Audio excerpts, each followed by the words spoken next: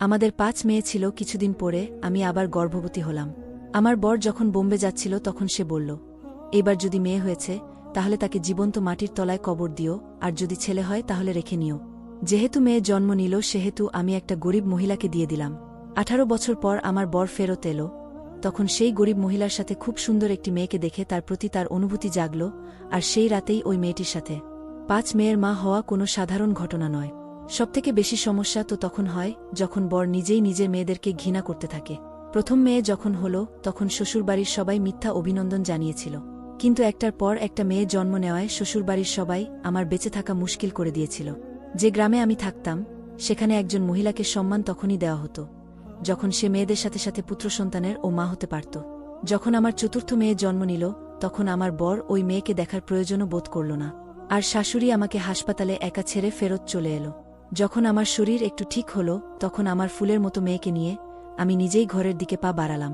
যখন আমি হাসপাতাল থেকে বাইরে বেরোলাম তখন একটি গরিব বুড়ি মহিলা বাইরে বসেছিল। আমায় দেখে সে খুশি হল আর আমার মেয়েকে আমার থেকে চেয়ে বসল। আমি আমার মেয়েকে তার কাছে দিলাম। তখন সে বলল, তুমি চিন্তা করো না, একদিন তোমার বর তোমাকে নিশ্চয়ই মেনে নেবে। আমি শুধু একটু হাসলাম। বাড়িতে আসতেই আমার ওপর যেন সমস্যার পাহাড় ভেঙে পড়ল। আমার বর আমাকে চড় মেরে স্বাগত জানাল। শাশুড়ি আমার মেয়েকে নিয়ে বিছানায় যেমন তেমন করে রেখে দেওয়ার মতো করে রেখে দিল, আর আশা মাত্রই আমার হাতে কাজ দিয়ে দিল। আমার বরজা ৩ ছেলের মা ছিল। কথায় কথায় সে ছেলের মা হওয়ার জন্য অহংকার দেখাতে থাকত। আমি চুপচাপ সবকিছু সহ্য করতে থাকতাম। জীবন কাটতে লাগল, কিন্তু আমার বাচ্চারা বাবা আর ঠাকুমার ভালোবাসা পেল না। মাঝে মধ্যে ভাবতাম যে মেয়েরাও তো সৃষ্টিকর্তার সৃষ্টি, সবকিছু সৃষ্টিকর্তার হাতেই তো থাকে। যাকে তার ইচ্ছা ছেলে দেয়, যাকে তার ইচ্ছা সে মেয়ে দেয়, তাহলে কেন এর জন্য দোষী করা হয় একজন মহিলাকে? আস্তে আস্তে সময় কাটতে লাগল, আর তারপর আমি আবার একবার গর্ভবতী হলাম। ৪ মেয়ের পর এবার আমারও এই রায় ছিল যে আমাকে যেন ঈশ্বর ছেলেই দেয়, যাতে আমি আমার শাশুড়ি আর বরের ভরসা পুরোপুরি জিততে পারি। সময় যেভাবে কাটতে লাগল আমার ভয় মনের মধ্যে বাড়তে লাগল। আমার বর বোম্বেতে কাজ করত, আর এইবার তো সে পরিষ্কার বলে দিয়েছিল যে এবার যদি তুমি মেয়েকে জন্ম দিয়েছ তাহলে তোমাকে ডিভোর্স দিয়ে দেব। তার এই হুমকিতে আমি তো কাঁপতে থাকতাম আর পুরো দিন কাঁদতে থাকতাম আর সৃষ্টিকর্তার কাছে প্রার্থনা করতাম, কিন্তু বোধহয় আমার সমস্যার এখনও সমাধান বের হবার সময় আসেনি। সেই রাতে যখন হাসপাতালে আমার জ্ঞান ফিরল তখন নার্স আমার মাথার কাছে দাঁড়িয়েছিল। আমার জ্ঞান ফেরায় সে হেসে বলল, অভিনন্দন, আপনার একটি মিষ্টি মেয়ে হয়েছে। তার এই শব্দটা আমাকে শক দিল যেন। আমার চোখ দিয়ে জল বেরিয়ে এলো। ভয়ঙ্কর পাপের শাস্তি ভোগার অপেক্ষায় রইলাম আমি। আমার হৃদয় চাইছিল যে আমার নিঃশ্বাস প্রশ্বাস যেন ওখানেই থেমে যায় আর আমি এই সমস্যা থেকে বেঁচে যাই, কিন্তু সেটা তো সম্ভব ছিল না। ওই ছোট্ট নিরীহ পুতুলটা কাঁদছিল, আমি তাকে বুকের সাথে জড়িয়ে ধরে কান্না করতে লাগলাম। যদি সে অন্য কারোর বাড়িতে জন্ম নিত আর এখানে যদি আমার কোলে আমার ছেলে শুয়ে থাকত তাহলে কত ভালো হতো, কিন্তু আমি সৃষ্টিকর্তার সিদ্ধান্তে রাজি ছিলাম। এই ৫টা ফুল আমার প্রাণের থেকেও আমার কাছে প্রিয় ছিল, কিন্তু এবার আমি আমার বর আর শাশুড়ির থেকে বিরক্ত হয়ে গিয়েছিলাম। হাসপাতালে বাইরে বসে থাকা মহিলা আমার অবস্থা দেখে এইবার আর সে আমার বাচ্চাকে চাইল না, বরং সে আশীর্বাদ করতে করতে বলল, ঈশ্বরের কাছ থেকে কখনো আশা ছাড়বে না, খুব তাড়াতাড়ি তোমার দিন ফিরে আসবে। আমি যন্ত্রণার নিঃশ্বাস গ্রহণ করতে করতে মাথা নাড়ালাম। রাত 8:30 বেজে গিয়েছিল যখন আমি রিকশায় বসে একা ঘরে পৌঁছালাম। আমার শরীর কাঁপছিল। আমি সাহস করে দরজায় এসে দাঁড়ালাম। 1 ঘন্টা কেটে গেল কিন্তু কেউ এসে দরজা খুলল না। ভেতর থেকে আমার মেয়েরা কাঁদছিল, আমি আওয়াজ শুনতে পেলাম। রাত হয়ে গিয়েছিল কিন্তু কেউ দরজা খুলল না। আমিও দরজায় হেলান দিয়ে বসে রইলাম। মাঝরাতে আমি দরজা খোলার আওয়াজ পেলাম। আমি তাড়াতাড়ি উঠে দাঁড়িয়ে পড়লাম। দরজা আমার বড় মেয়ে খুলল। আমি সঙ্গে সঙ্গে ভেতরে আসলাম আর তাকে জড়িয়ে ধরে কাঁদতে লাগলাম। আমার না থাকায় তারা 4 জন কি জানি কোনো অত্যাচার সহ্য করেছে।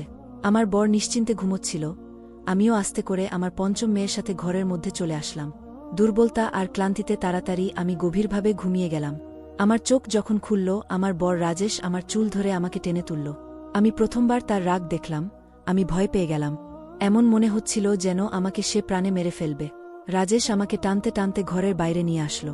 আমার মেয়েরা এটা দেখে কাঁদতে শুরু করল, যখন কিনা আমার শাশুড়ি তাদেরকে চিৎকার করে চুপ করাতে লাগল। আমার বর আমায় বলল, কার কথাতে তুই এই ঘরের মধ্যে এসেছিস? আমার ঘরের দরজা এবার তোমার জন্য বন্ধ হয়ে গেছে। নিজের মেয়েদের নাও আর ঘর থেকে বেরিয়ে যাও। শাশুড়িও আমার মেয়েদের ধাক্কা দিয়ে ঘর থেকে তাড়াতে লাগল। আমি হাত জড়ো করে তাদের পায়ে পড়ে গেলাম। এই ঘরটাই তো আমার সবকিছু ছিল। আমার 5টা মেয়েকে নিয়ে আমি কোথায় যাব? আমার বর আমাকে ঘর থেকে বের করে দিচ্ছিল। আমি মেয়েদের সাথে ওখানেই দরজায় বসে পড়লাম। তখনই আমার শাশুড়ি চেঁচিয়ে চেঁচিয়ে বকবক করতে লাগল। তারপর আমার বরের আওয়াজ শুনে দুর্ঘটনার আভাস পেলাম। আমার শাশুড়ি পা পিছলে পড়ে গিয়েছিল, আর তার মাথা কিছুর সাথে লেগে ফেটে গিয়েছিল। আমার বর ডাক্তারের কাছে তাকে নিয়ে যেতে লাগল, কিন্তু কিছুক্ষণ পর খুব বাজে খবর পেলাম যে শাশুড়ির মাথায় চোট লাগার জন্য তার মৃত্যু হয়েছে। যদি আমার বর আমার সাথে আর আমার মেয়েদের সাথে খারাপ ব্যবহার করুক, কিন্তু সেই সময় তাকে দেখে আমি তার দুঃখ ভাগ করতে গেলাম। আত্মীয়রা দূর দূর থেকে আমার শাশুড়িকে দেখার জন্য আসছিল। এই জন্য আমার বর আমাকে দ্বিতীয়বার ঘরে থেকে যাওয়ার কথা বলল। সময় কাটতে লাগল আর রাজেশের ব্যবহার আগের থেকে একটু ভালো হতে লাগল। সে প্রয়োজনে কথা বলত, কিন্তু নিজের মেয়েদের এক নজর দেখারও তার ইচ্ছে হতো না। আমি নোট করলাম যে সে অন্য মহিলাদের প্রতি আগ্রহ দেখাতে লাগল। আমার মাথায় আরও একটা বিপদ এসে বসেছিল, যে সে আবার দ্বিতীয় বিয়ে করতে যাচ্ছে না তো ছেলের জন্ম দেওয়ার জন্য। আমার দুশ্চিন্তা দিনের পর দিন বাড়তে লাগল। আর একটা দিন এমন আসলো আমার চিন্তা সত্যি প্রমাণ হল। আমার বর আমার কাছে আসলো আর গম্ভীরভাবে বলল, মায়ের মৃত্যুর 3 মাস হয়ে গেছে, আর এবার আমাকে বোম্বে যেতে হবে। আমি বোম্বে যাওয়ার আগে দ্বিতীয়বার বিয়ে করতে চাই, কেননা তুমি তো মেয়ের জন্ম দেওয়ার মেশিন হয়ে গিয়েছ। আর এই স্বপ্নটাই আমার মায়ের মনের মধ্যেও ছিল, আর সে তো দুনিয়া থেকেই চলে গেল।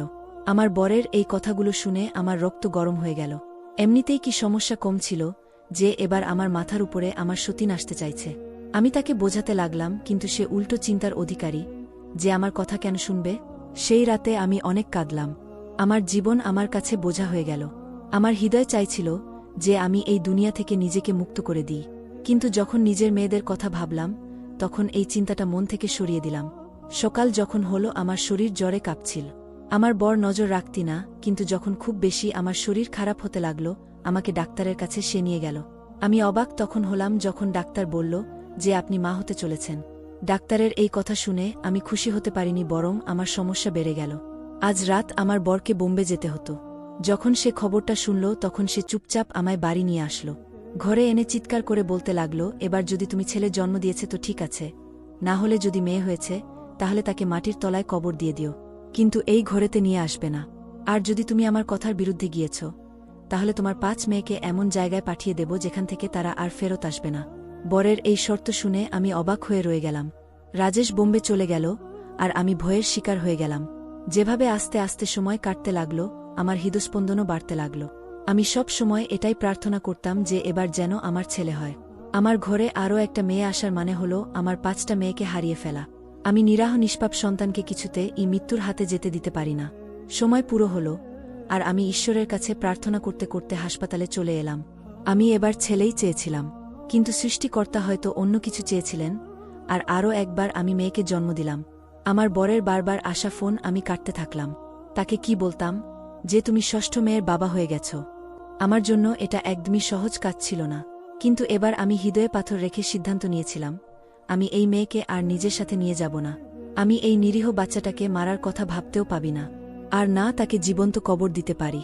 আমাকে কিছু মাঝখানের রাস্তা বের করতে হবে, যেটা আমার জন্য এই দুনিয়ার মধ্যে সবথেকে কঠিন কাজ ছিল। আমি হাসপাতালের বাইরে আসলাম। সামনে ওই গরিব মহিলাটা বসেছিল। না জানি সেই সময় আমার মাথায় কি আসলো। আমি ওই গরিব মহিলাকে নিজের সাথে নিয়ে নিলাম আর হাসপাতাল থেকে সরে অন্য জায়গায় চলে গেলাম। সেই মহিলা অবাক হয়ে গিয়েছিল, কিন্তু যে কথাটা আমি তাকে বললাম সেটা শুনে সে আমাকে একভাবে দেখতে লাগল। কিছুক্ষণ চুপ করে থাকার পর সে মাথা নাড়াল আর আমার মেয়েকে নিজের কোলে তুলে নিল। আমার হৃদয় সেই সময় টুকরো চয়ে গিয়েছিল। একজন মায়ের পক্ষে নিজের বাচ্চাকে নিজের থেকে আলাদা করা সহজ কাজ নয়। আমি হৃদয়ে পাথর রেখে ঘরের দিকে গেলাম। ঘরে পৌঁছতেই রাজেশের ফোন আসলো। বোধ হয় সে আমার জবাবের জন্য অপেক্ষা করছিল। আমি ভয় পেয়ে বললাম আমি মেয়ে জন্ম দিয়েছি। সে সেই সময় কিছুই বলল না, আর কিছুক্ষণ পর কল কেটে গেল। সময় কাটতে লাগল। রাজেশের যাওয়ার 3 বছর কেটে গেল। এই সময় সে একবারও কাশ্মীরে ফেরত আসেনি, আর না আমার সাথে কখনো কথা বলার চেষ্টা করেছিল। প্রত্যেক মাসে পয়সা অবশ্যই সে পাঠিয়ে দিত, যাতে আমার আর আমার মেয়েদের চলে যেত। আমি দ্বিতীয়বার আর ওই গরিব মহিলাটিকে কোথাও দেখতে পাইনি, কিন্তু আমার 5টা মেয়ে আমার কাছেই ছিল। কিন্তু আমি থেকে থেকে আমার ওই মেয়ের কথা ভাবতাম, যাকে আমি 3 বছর আগে ওই গরিব মহিলাকে দিয়ে দিয়েছিলাম। আর এবার তো লোকেরা বিভিন্ন রকমের কথা বলতে লাগল। কেউ কেউ বলতো রাজেশ বোম্বেতে অন্য একজন মহিলার সাথে দ্বিতীয় বিয়ে করে নিয়েছে, আর আমার ভাগনা বলতো রাজেশ দ্বিতীয় বুয়ের থেকে একটা ছেলেকে জন্ম দিয়েছে। এদের কথা আমাকে বিরক্ত করে দিত। আমি যখনই আমার বরকে ফোন করতাম সে আমার ফোন ধরত না, আর এবার তো সে আমাদেরকে পয়সা পাঠানো বন্ধ করে দিয়েছিল। এবার তো ভিক্ষা চাওয়ার মতো অবস্থায় এসে দাঁড়িয়েছিলাম। যখন ঘরের মধ্যে খাবার খাওয়ার জিনিসপত্র শেষ হয়ে গেল, তখন আমি নিজে কাজ করার সিদ্ধান্ত নিলাম। যেখানেই আমি কাজ চাইতে যেতাম সেখানেই আমার মোজা উঠত। সবাই বলতো যে বোম্বেতে লাখ টাকা রোজগার করে রাজেশ আর তার বউ ঘরে ঘরে চাকরি খুঁজে বেড়াচ্ছে। বরের অপেক্ষা করতে করতে 18 বছর হয়ে গেল। আমি আমার 3টে মেয়ের বিয়ে করিয়ে দিলাম। 18 বছরে আমি ঘর ঝাড় মোছার কাজ করে আমার মেয়েদেরকে লালন পালন করে বড় করছিলাম, যখন রাজেশ ফিরেও আমাদের দিকে তাকাত না। সোমবারের দিন ছিল, যখন আমি বাইরে বসেছিলাম। হঠাৎ করেই আমি ভীষণভাবে অবাক হলাম। আমার বর রাজেশ 18 বছর পর আমার সামনে দাঁড়িয়েছিল। আমাকে দেখে সে অল্প হাসল এবং ভিতরে আসল। সে ঘরে আসতেই আমার সাথে কথা না বলে শুধু এটুকু বলল, এবার আমি চিরদিনের জন্য কাশ্মীরে ফেরত এসে গিয়েছি, আর এবার সমস্ত কারবার এখানেই করব। আমি তো অবাক তখন হলাম যখন সে বলল সে গত 2 মাস ধরে কাশ্মীরে এসেছিল। আমি চুপচাপ তার সব কথা শুনতে লাগলাম। সে নিজের ব্যাগ থেকে কাপড় বের করে ফ্রেশ হতে লাগল। 18 বছরে রাজেশকে ছেড়ে বাঁচার অভ্যাস আমার হয়ে গিয়েছিল, কিন্তু কষ্ট তো তখন হলো যখন সে এসে একবারও নিজের মেয়েদের কথা জিজ্ঞাসা করল না। আর না আমাকে জিজ্ঞাসা করল যে এই 18 বছরে আমি নিজের এবং তাদের পেট কি করে ভরিয়েছি। বোধহয় এখানেও আমাকেই ধৈর্য ধরতে হতো। রাজেশ বাইরে আসলো আর কিছু এমন শব্দ বলল যেটা শুনে আমার হৃদয় থেমে গেল। সে বলতে লাগল সে কাশ্মীরে একটি মেয়েকে পছন্দ করত, তার নাম পূজা, আর আসন্ন সোমবারে তার পূজার সাথে বিয়ে। সে আমাকে এই কথাটা বলে দ্বিতীয়বার ঘর থেকে বেরিয়ে গেল। আমি তার চলে যাওয়া দেখতেই থেকে গেলাম। আচ্ছা, কেউ কি এতটা দায়িত্বজ্ঞানহীন হতে পারে? মেয়েরা তার একটু ভালোবাসা পাওয়ার জন্য অপেক্ষা করে থাকত, কিন্তু সে তো পরোয়াই করল না। এদিকে সোমবার এসে গেল। ঘরকে নববধূর মতো করে সাজানো হলো। আমার মেয়েরা চুপচাপ একটা ঘরে লুকিয়ে বসেছিল। তাদের এই বিয়েতে আগ্রহ ছিল না। রাজেশ ভীষণ খুশি ছিল। আমাকে বলতে লাগল পূজা নিজের মায়ের সাথে এখানে আসছে, এখানেই তার বিয়ে হবে। এরপর আবার আমরা বোম্বে চলে যাব। আমার সহ্য ক্ষমতা সীমা ছাড়িয়ে গিয়েছিল, কিন্তু আমার চুপ করে থাকাই ছিল আমার সবথেকে বড় জবাব। আমি চুপচাপ ওই মেহফিল থেকে সরে গিয়ে আমার প্রতিদিনের কাজকর্ম করতে লাগলাম। আমি অনেক কষ্টে নিজের চোখের জল আটকে রেখেছিলাম। মা আর তার মেয়ে আমাদের ঘরে এসে গিয়েছিল। বিবাহ শুরু হওয়ার কিছুটা সময় বাকি ছিল, যখন রাজেশ আমাকে ঠান্ডা জল আনতে বলল। আমি চুপচাপ মাথা নাড়িয়ে ঘরে গেলাম। তখন সেই মেয়েটা আমার সামনে বসেছিল, যার সাথে রাজেশের বিয়ে হতে চলেছে। তাকে দেখে আমার পায়ের তলা থেকে যেন মাটি সরে গেল। সেই মেয়েটার বয়স তো মাত্র 17-18 বছর হবে। যে নিজে আমার দিকে বারবার তাকাচ্ছিল, যখন কিনা অন্যদিকে আমার বর সেই মেয়েটার মাকে পয়সা ধরাচ্ছিল। পয়সা ধরাতে গিয়ে কি জানি কি কথা বলছিল। পয়সার ভিড়ে সেই মহিলার একটা নিরীহ মেয়ের চেহারা চোখে পড়ল না। তখনই রাজেশের কল আসলো আর সে চুপচাপ ঘর থেকে বেরিয়ে গেল। আমি যখন ওই মেয়েটার মাকে দেখলাম, আমার মনে হলো আমি তাকে আগে দেখেছি, কিন্তু কোথায় আমার মনে পড়ছিল না। সেই মহিলাও আমার দিকে বারবার তাকাচ্ছিল। আমি তাড়াতাড়ি ঘর থেকে বেরিয়ে গেলাম আর নিজের মাথায় জোর দিলাম, পণ্ডিত মশাই এসে গিয়েছিল। তখনই আমার মাথায় আসলো, আর আমার তো হুঁশ উড়ে গেল। এই কিরকম সমস্যা আমার মাথায় ভেঙে পড়েছিল। আমার শরীর যেন শূন্য হতে লাগল। আমি তখন বাইরে বেরিয়ে আসলাম, আর আমি তাকে দেখে বললাম, তুমি ওই মহিলাটাই তো যাকে আমি আমার মেয়েকে দিয়েছিলাম? সে আমার কথা শুনে শুকিয়ে গেল আর বলল, হ্যাঁ আমি সে, কিন্তু তুমি কে? রাজেশ প্রশ্নের নজরে আমাদের দিকে তাকাতে লাগল। আমি রেগে গিয়ে বললাম, আমি সেই মহিলা যে 18 বছর আগে আমার এই বরের ভয়তেই নিজের মেয়েকে তোমার কাছে দিয়েছিলাম। এই খবরটা পাপের মতো করে আমার ওপর যেন এসে পড়ল। রাজেশ ঘাবড়ে গিয়েছিল। ওই মহিলা নিজের বুকে হাত রেখে মাটিতে বসে পড়ল। যখন কিনা পূজা অবাক হয়ে আমাকে দেখতে লাগল। যখন রাজেশের জান আসলো, তখন ওই মহিলাকে সে প্রশ্ন করতে লাগল। ওই মহিলা এবার টাকা পয়সা নিয়েছিল, কিন্তু আমার কথাটাকে সে সত্যি মানল। পূজা আমার আর রাজেশের মেয়ে। যদি এক মুহূর্ত দেরি হয়ে যেত, না জানে কি ধরনের সমস্যা এসে পড়ত। রাজেশ নিজের মাথা ধরে মাটিতে বসে পড়ল, আর তার যখন জ্ঞান ফিরল, সে ঘর থেকে বাইরে বের হয়ে গেল। সে মেয়েদেরকে ঘেন্না করত, কিন্তু সে যা পাপ করতে যাচ্ছিল সেটা অনেক বড় ছিল। পূজা মাটিতেই বসে রইল, আর আমি বাধ্য হয়ে তাকে কাঁদতে দেখে গলায় জড়িয়ে ধরে কাঁদতে লাগলাম। রাজেশের ঘর থেকে বেরিয়ে যাওয়ার অনেকক্ষণ হয়ে গিয়েছিল। 2 দিন কেটে গেল, আর তারপর ঘরের দরজায় অ্যাম্বুলেন্স আসলো, যেখান থেকে রাজেশকে নামিয়ে ঘরে আনা হলো। তার 2 দিন আগে অ্যাক্সিডেন্ট হয়েছিল। তার একটা পা ভেঙে গিয়েছিল, তার জিভ দাঁতে এসে কেটে গিয়েছিল। সে এখন কথা বলতে পারে না। সে যেমন ছিল আমার বাচ্চাদের বাবা ছিল। মেয়েরা কি বাবাকে কষ্টতে দেখতে পারে? যখন যখন আমার মেয়েরা রাজেশের সেবা করত, সে নজর নামিয়ে কাঁদতে থাকত। পূজার সাথে সে কখনো দ্বিতীয়বার নজর মিলিয়ে দেখেনি, আর না পূজা কখনো রাজেশের সামনে যেতে চাইত। কিছুদিন পরে রাজেশ নিজের সমস্ত সম্পত্তি নিজের 6 মেয়ের নামে করে দিল, আর নিজের মেয়েদের থেকে ক্ষমা চাইল। আর এবার আমরা অনেক অনেক খুশি থাকি। ধন্যবাদ বন্ধুরা।